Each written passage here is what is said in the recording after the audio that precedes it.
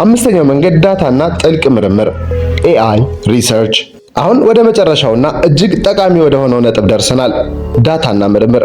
ዛሬ መረጃ ከገንዘብ በላይ ዋጋ አለው። ኤአይን ተጠቅማችሁ ትላልቅ መረጃዎችን መተንተን፣ ለኩባንያዎች የገበያ ጥናት ማቅረብ ወይም የሪሰርች ስራዎችን ማገዝ ትችላላችሁ። ለምሳሌ አንድ ድርጅት ስለ ተፎካካሪዎቹ መረጃ ቢፈልግ እናንተ ኤአይን ተጠቅማችሁ በጥቂት ሰዓታት ውስጥ ጥልቅ የሆነ ሪፖርት አዘጋጅታችሁ መሸጥ ትችላላችሁ። ይህ ስራ ከፍተኛ ጥንቃቄና ዕውቀት ስለሚጠይቅ ክፍያውም በጣም ከፍተኛ ነው። እንግዲህ እያንዳንዳችን ኤአይን ጠላት ሳይሆን ትልቅ የገቢ ምንጭ አድርገን ልንወስድ ይገባል። ዋናው ነገር ዛሬ መጀመር ነው።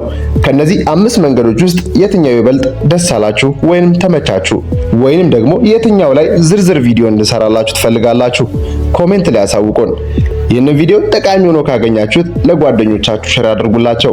እንዲሁም ለወደፊት ህይወታችሁን የሚቀይሩ የቴክኖሎጂ መረጃዎች እንዲደርሷችሁ ሰብስክራይብ አድርጉና የደወል ምልክቷን መጫን አትርሱ። ስለተከታተላችሁኝ አመሰግናለሁ። በቀጣይ ቪዲዮ እስከምንገናኝ ቸር ሰንብቱ።